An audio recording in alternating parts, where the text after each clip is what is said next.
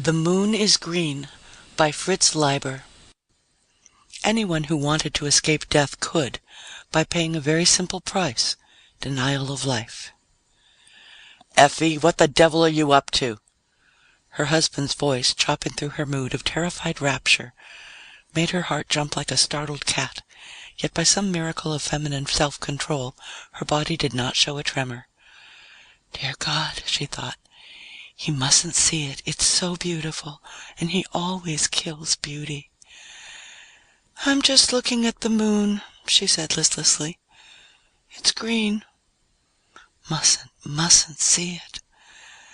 And now, with luck, he wouldn't, for the face, as if it also heard and sensed the menace in the voice, was moving back from the window's glow into the outside dark, but slowly, reluctantly, and still fawn-like, pleading, cajoling, tempting, and incredibly beautiful. "Close the shutters at once, you little fool, and come away from the window." "Green as a beer bottle," she went on dreamily. "Green as emeralds, green as leaves with sunshine striking through them, and green grass to lie on." She couldn't help saying those last words.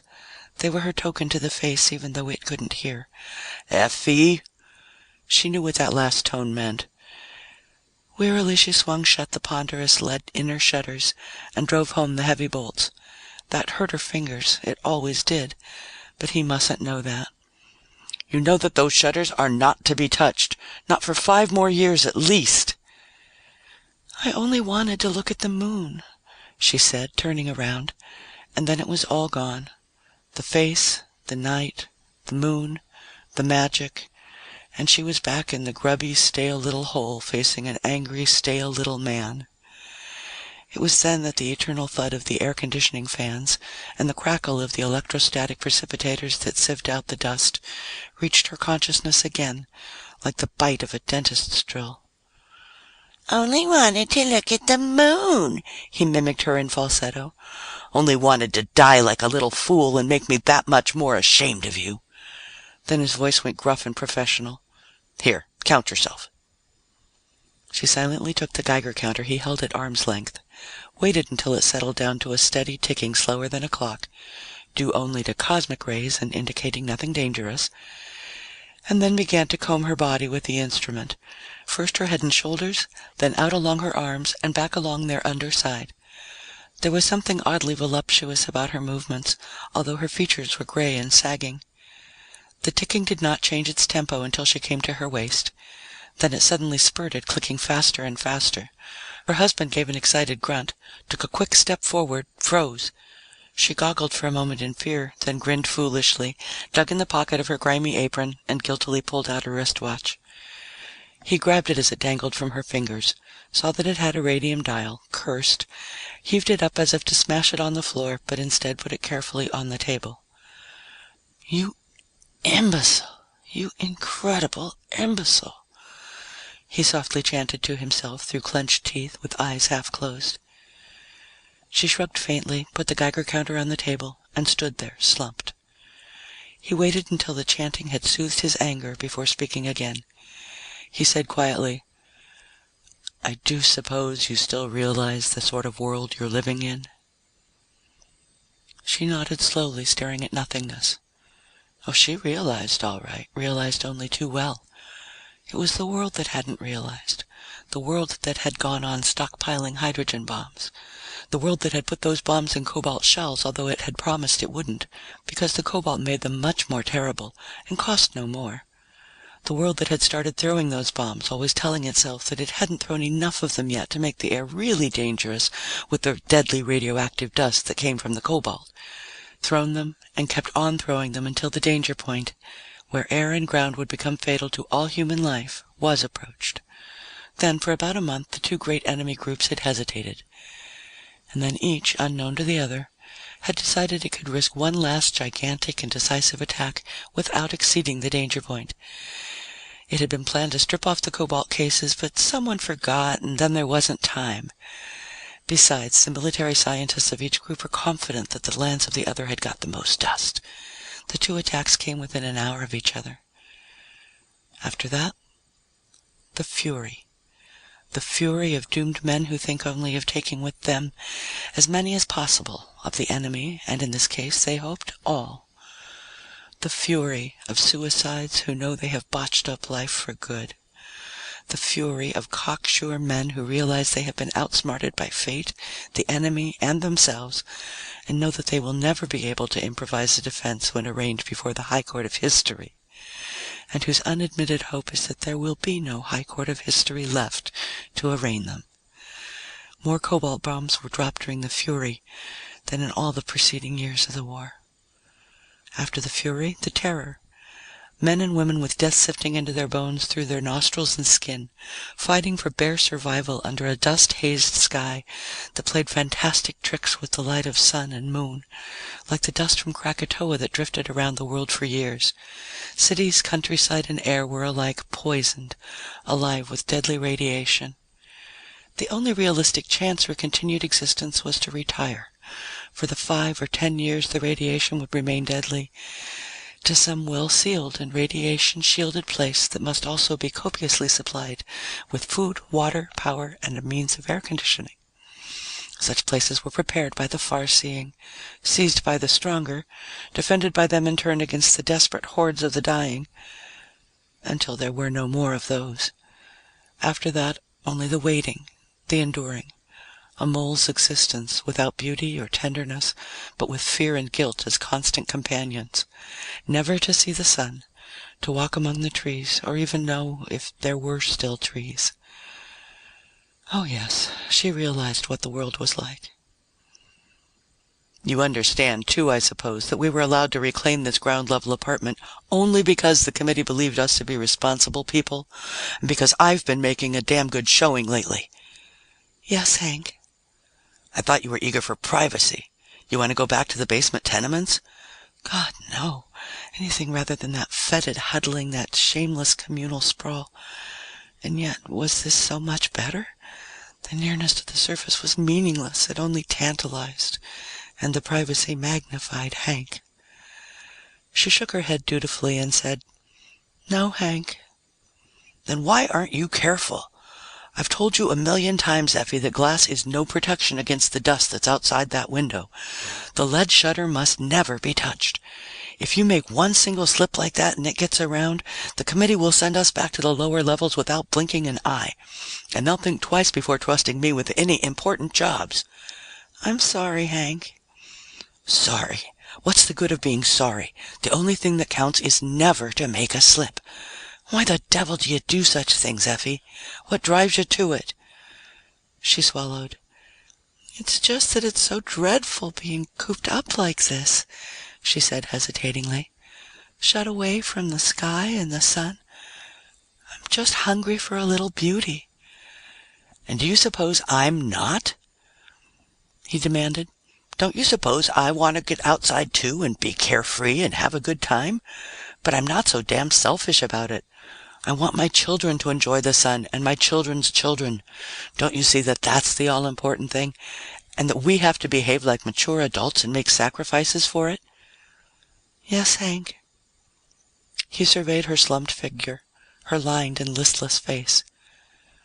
"You're a fine one to talk about hunger for beauty," he told her. Then his voice grew softer, more deliberate. "You haven't forgotten, have you, Effie, that until last month the committee was so concerned about your sterility that they were about to enter my name on the list of those waiting to be allotted a free woman? Very high on the list, too." She could nod even at that one, but not while looking at him. She turned away. She knew very well that the committee was justified in worrying about the birth rate. When the community finally moved back to the surface again, each additional healthy young person would be an asset, not only in the struggle for bare survival, but in the resumed war against communism which some of the committee members still counted on. It was natural that they should view a sterile woman with disfavor, and not only because of the waste of her husband's germplasm, but because sterility might indicate that she had suffered more than the average from radiation. In that case, if she did bear children later on, they would be more apt to carry a defective heredity, producing an undue number of monsters and freaks in future generations, and so contaminating the race. Of course she understood it. She could hardly remember the time when she didn't. Years ago? Centuries? There wasn't much difference in a place where time was endless. His lecture finished, her husband smiled and grew almost cheerful. "Now that you're going to have a child, that's all in the background again. Do you know, Effie, that when I first came in, I had some very good news for you. I'm to become a member of the junior committee, and the announcement will be made at the banquet tonight." He cut short her mumbled congratulations. "So brighten yourself up and put on your best dress. I want the other juniors to see what a handsome wife the new member has got." He paused. "Well, get a move on." She spoke with difficulty, still not looking at him. "I'm terribly sorry, Hank, but you'll have to go alone. I'm not well." He straightened up with an indignant jerk. "There you go again. First that infantile, inexcusable business of the shutters, and now this. No feeling for my reputation at all. Don't be ridiculous, Effie. You're coming." "Terribly sorry," she repeated blindly. "But I really can't. I'd just be sick. I wouldn't make you proud of me at all." "Of course you won't," he retorted sharply. "As it is, I have to spend half my energy running around making excuses for you. Why you're so odd, why you always seem to be ailing, why you're always stupid and snobbish and say the wrong thing.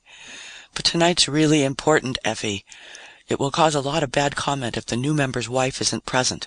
You know how just a hint of sickness starts the old radiation disease rumor going. You've got to come, Effie." She shook her head helplessly. "Oh, for heaven's sake, come on!" he shouted, advancing on her. "This is just a silly mood. As soon as you get going, you'll snap out of it. There's nothing really wrong with you at all." He put his hand on her shoulder to turn her around, and at his touch, her face suddenly grew so desperate and gray that for a moment he was alarmed in spite of himself. "Really?" he asked, almost with a note of concern. She nodded miserably. He stepped back and strode about irresolutely. "Well, of course, if that's the way it is." He checked himself and a sad smile crossed his face. "So you don't care enough about your old husband's success to make one supreme effort in spite of feeling bad?" Again the helpless headshake. "I just can't go out tonight under any circumstances." And her gaze stole toward the lead shutters. He was about to say something when he caught the direction of her gaze. His eyebrows jumped. For seconds he stared at her incredulously, as if some completely new and almost unbelievable possibility had popped into his mind. The look of incredulity slowly faded, to be replaced by a harder, more calculating expression. But when he spoke again, his voice was shockingly bright and kind. "Well, it can't be helped naturally, and I certainly wouldn't want you to go if you weren't able to enjoy it, so you hop right into bed and get a good rest. I'll run over to the men's dorm to freshen up.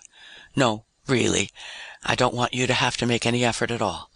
Incidentally, Jim Barnes isn't going to be able to come to the banquet either.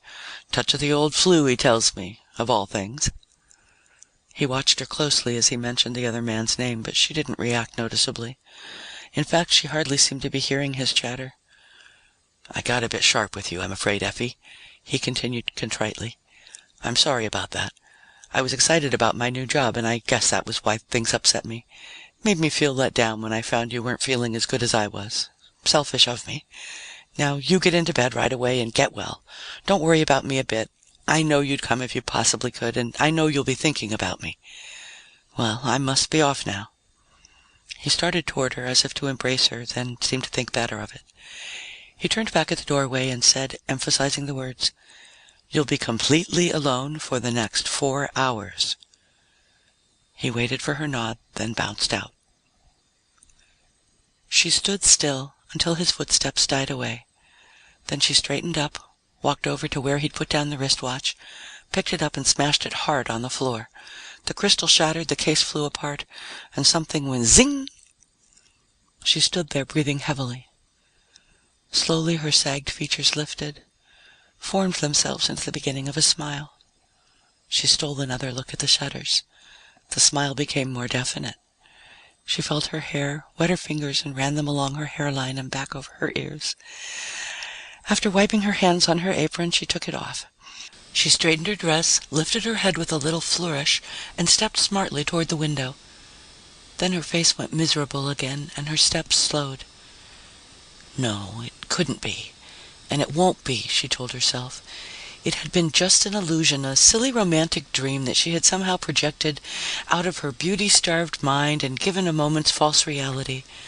There couldn't be anything alive outside. There hadn't been for 2 whole years. And if there conceivably were, it would be something altogether horrible. She remembered some of the pariahs, hairless, witless creatures, with radiation welts crawling over their bodies like worms, who had come begging for succor during the last months of the terror and been shot down. How they must have hated the people in refuges. But even as she was thinking these things, her fingers were caressing the bolts, gingerly drawing them, and she was opening the shutters, gently, apprehensively. No, there couldn't be anything outside, she assured herself wryly, peering out into the green night. Even her fears had been groundless. But the face came floating up toward the window. She started back in terror, then checked herself. For the face wasn't horrible at all, only very thin, with full lips and large eyes, and a thin, proud nose like the jutting beak of a bird. And no radiation welts or scars marred the skin, olive in the tempered moonlight. It looked, in fact, just as it had when she had seen it the first time. For a long moment, the face stared deep, deep into her brain. Then the full lips smiled, and a half-clenched, thin-fingered hand materialized itself from the green darkness, and rapped twice on the grimy pane. Her heart pounding, she furiously worked the little crank that opened the window. It came unstuck from the frame with a tiny explosion of dust and a zing like that of the watch, only louder. A moment later, it swung open wide, and a puff of incredibly fresh air caressed her face and the inside of her nostrils, stinging her eyes with unanticipated tears. The man outside balanced on the sill, crouching like a fawn, head high, one elbow on knee. He was dressed in scarred, snug trousers and an old sweater. "Is it tears I get for a welcome?" he mocked her gently in a musical voice. "Or are those only to greet God's own breath, the air?" He swung down inside, and now she could see he was tall. Turning, he snapped his fingers and called, "Kompus." A black cat with a twisted stump of a tail and feet like small boxing gloves and ears almost as big as rabbits hopped clumsily in view. He lifted it down, gave it a pat. Then, nodding familiarly to Effie, he unstrapped a little pack from his back and laid it on the table. She couldn't move. She even found it hard to breathe. The window," she finally managed to get out. He looked at her inquiringly, caught the direction of her stabbing finger. Moving without haste, he went over and closed it carelessly. "The shutters, too," she told him, but he ignored that, looking around. "It's a snug enough place you and your man have," he commented. "Or is it that this is a free love town, or a harem spot, or just a military post?" He checked her before she could answer. "But let's not be talking about such things now. Soon enough I'll be scared to death for both of us. Best enjoy the kick of meeting, which is always good for 20 minutes at the least." He smiled at her rather shyly. "Have you food? Good, then bring it." She set cold meat and some precious canned bread before him, and had water heating for coffee.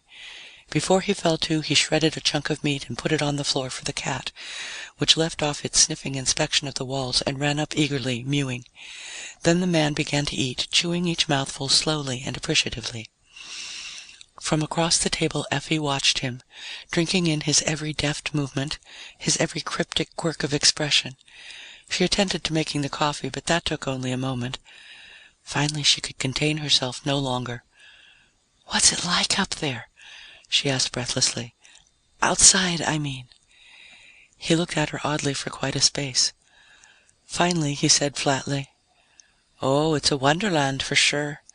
More amazing than you tombed folk could ever imagine. A veritable fairyland." And he quickly went on eating. "No, but really," she pressed. Noting her eagerness, he smiled and his eyes filled with playful tenderness. "I mean it, on my oath," he assured her. "You think the bombs and the dust made only death and ugliness. That was true at first, but then, just as the doctors foretold, they changed the life in the seeds and loins that were brave enough to stay. Wonders bloomed and walked." He broke off suddenly and asked, Do any of you ever venture outside?" "A few of the men are allowed to," she told him. "For short trips in special protective suits, to hunt for canned food and fuels and batteries and things like that." "Aye, and those blind-souled slugs would never see anything but what they're looking for," he said, nodding bitterly. "They'd never see the garden where a dozen buds blossom where one did before, and the flowers have petals a yard across, with stingless bees big as sparrows gently supping their nectar. House cats grown spotted and huge as leopards, not little runts like Joe Louis here, stalk through those gardens, but they're gentle beasts, no more harmful than the rainbow-scaled snakes that glide round their paws, for the dust burned all the murder out of them, as it burned itself out. I've even made up a little poem about that. It starts, 'Fire can hurt me, or water, or the weight of earth, but the dust is my friend.' Ah, yes, and then the robins like cockatoos and squirrels like a princess's ermine, all under a treasure chest of sun and moon and stars that the dust's magic powder changes from ruby to emerald and sapphire and amethyst and back again. Oh, and then the new children." "You're telling the truth?" she interrupted him, her eyes brimming with tears. "You're not making it up?" "I am not," he assured her solemnly. "And if you could catch a glimpse of one of the new children, you'd never doubt me again. They have long limbs as brown as this coffee would be if it had lots of fresh cream in it, and smiling delicate faces, and the whitish teeth, and the finest hair. They're so nimble that I, a sprightly man and somewhat enlivened by the dust, feel like a cripple beside them. And their thoughts dance like flames and make me feel a very imbecile. Of course, they have 7 fingers on each hand and 8 toes on each foot, but they're the more beautiful for that. They have large pointed ears that the sun shines through. They play in the garden all day long, slipping among the great leaves and blooms, but they're so swift that you can hardly see them, unless one chooses to stand still and look at you. For that matter, you have to look a bit hard for all these things I'm telling you." "But is it true?" she pleaded. "Every word of it," he said, looking straight into her eyes. He put down his knife and fork. "What's your name?" he asked softly. "Mine's Patrick." "Effie," she told him. He shook his head. "That can't be," he said. Then his face brightened. "Euphemia!" he exclaimed. "That's what Effie is short for. Your name is Euphemia." As he said that, looking at her, she suddenly felt beautiful. He got up and came around the table and stretched out his hand toward her. "Euphemia," he began. "Yes," she answered huskily, shrinking from him a little, but looking up sideways and very flushed. "Don't either of you move," Hank said. The voice was flat and nasal because Hank was wearing a nose respirator that was just long enough to suggest an elephant's trunk. In his right hand was a large blue-black automatic pistol. They turned their faces to him. Patrick's was abruptly alert, shifty. But Effie's was still smiling tenderly, as if Hank could not break the spell of the magic garden and should be pitied for not knowing about it. "You little..." Hank began with an almost gleeful fury, calling her several shameful names. He spoke in short phrases, closing tight his unmasked mouth between them while he sucked in breath through the respirator. His voice rose in a crescendo. "And not with a man of the community, but a pariah! A pariah!" "I hardly know what you're thinking, man, but you're quite wrong." Patrick took the opportunity to put in, hurriedly, conciliatingly. "I just happened to be coming by hungry tonight, a lonely tramp, and knocked at the window. Your wife was a bit foolish, and let kind-heartedness get the better of prudence." "Don't think you've pulled the wool over my eyes, Effie," Hank went on with a screechy laugh, disregarding the other man completely. "Don't think I don't know why you're suddenly going to have a child after 4 long years." At that moment, the cat came nosing up to his feet. Patrick watched him narrowly, shifting his weight forward a little, but Hank only kicked the animal aside without taking his eyes off them. "Even that business of carrying the wristwatch in your pocket instead of on your arm," he went on with channeled hysteria. "A neat bit of camouflage, Effie, very neat.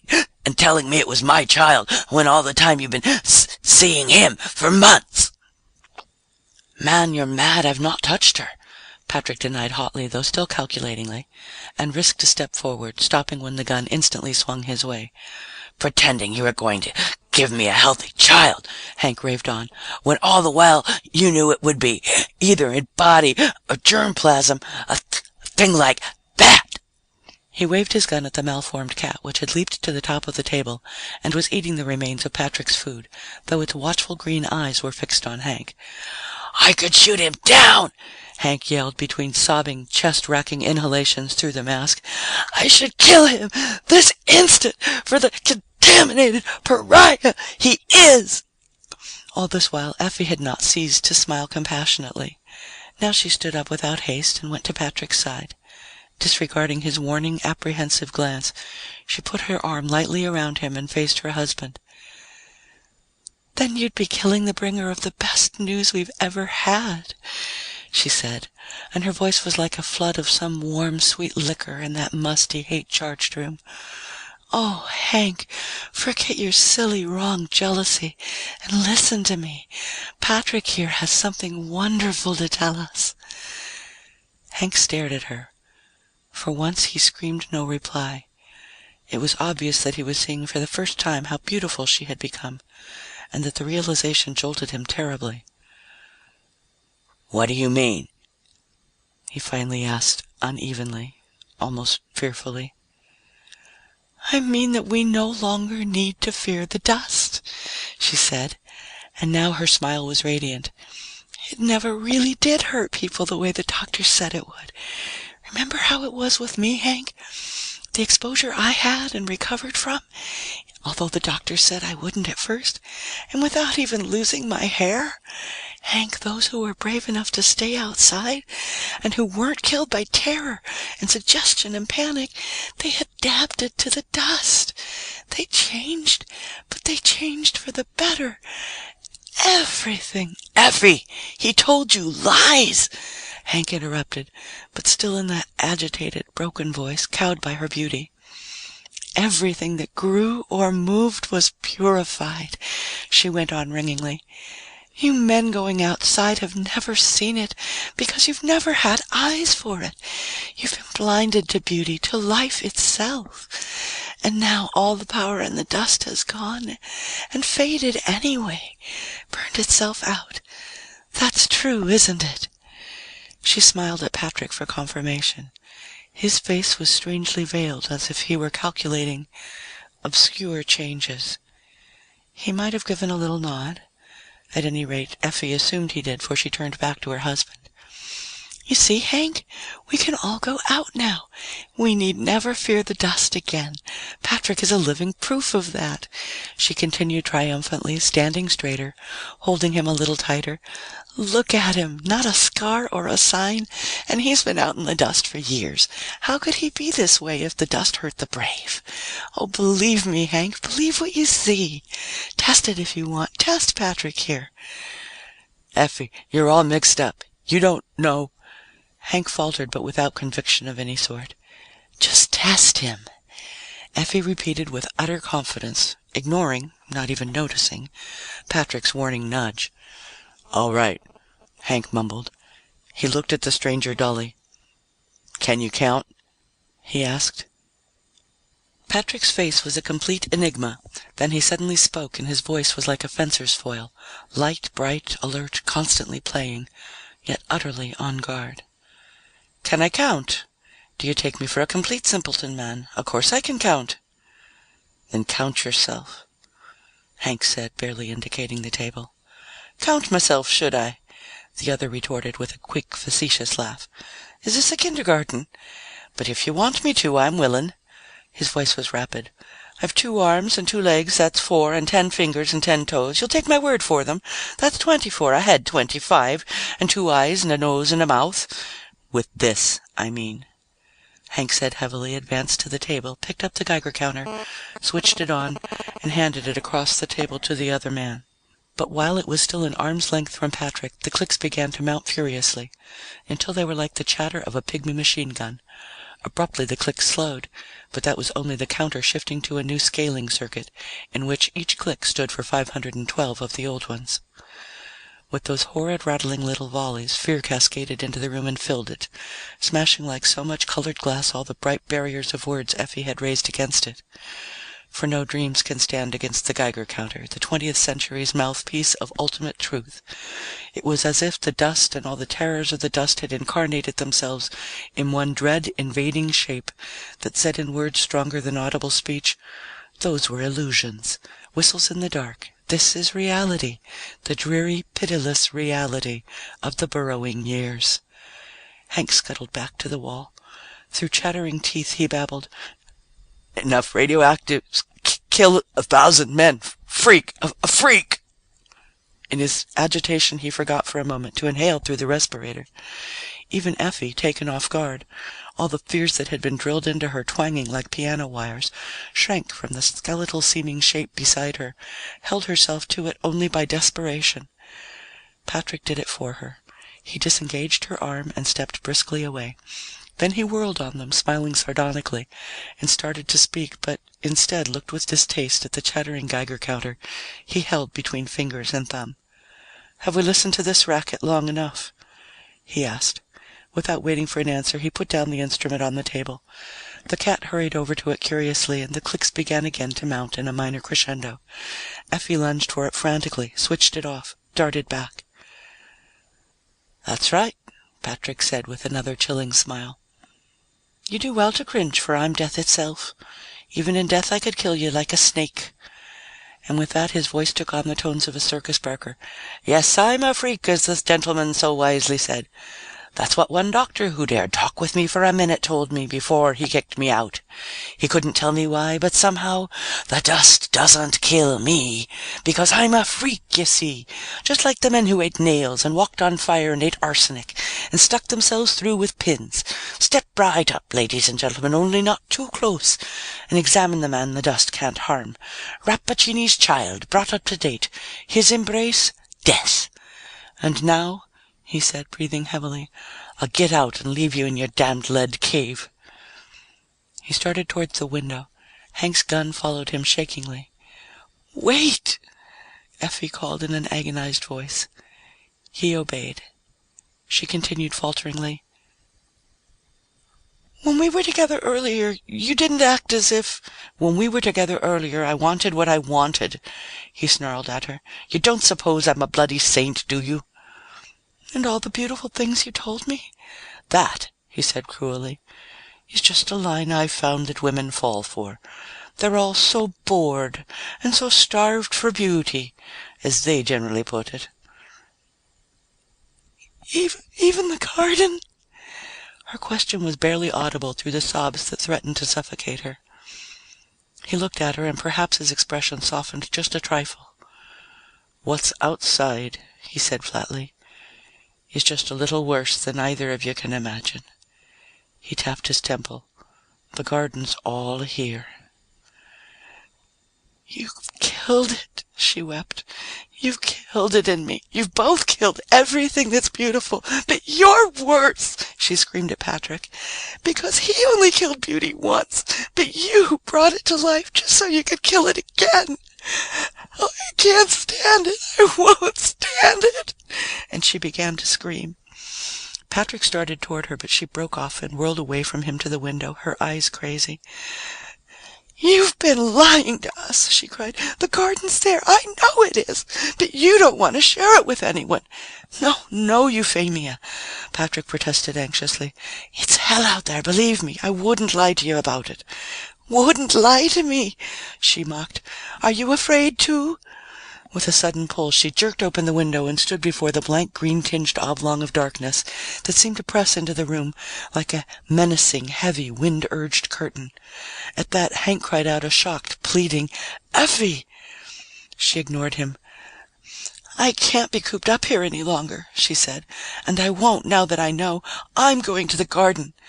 Both men sprang at her, but they were too late. She leaped lightly to the sill, and by the time they had flung themselves against it, her footsteps were already hurrying off into the darkness. "Effie, come back! Come back!" Hank shouted after her desperately, no longer thinking to cringe from the man beside him, or how the gun was pointed. "I love you, Effie! Come back!" Patrick added his voice. "Come back, Euphemia! You'll be safe if you come back right away! Come back to your home!" No answer to that at all. They both strained their eyes through the greenish murk. They could barely make out a shadowy figure about half a block down the near black canyon of the dismal, dust-blown street, into which the greenish moonlight hardly reached. It seemed to them that the figure was scooping something up from the pavement and letting it sift down along its arms and over its bosom. "Go out and get her, man," Patrick urged the other. "For if I go out for her, I warn you, I won't bring her back. She said something about having stood the dust better than most, and that's enough for me." But Hank, chained by his painfully learned habits and by something else, could not move. And then a ghostly voice came whispering down the street, chanting, "Fire can hurt me, or water, or the weight of earth, but the dust is my friend." Patrick spared the other man one more look. Then, without a word, he vaulted up and ran off. Hank stood there. After perhaps a half-minute, he remembered to close his mouth when he inhaled. Finally, he was sure the street was empty. As he started to close the window, there was a little mew. He picked up the cat and gently put it outside. Then he did close the window and the shutters and bolted them and took up the Geiger counter and mechanically began to count himself. End of The Moon is Green by Fritz Leiber.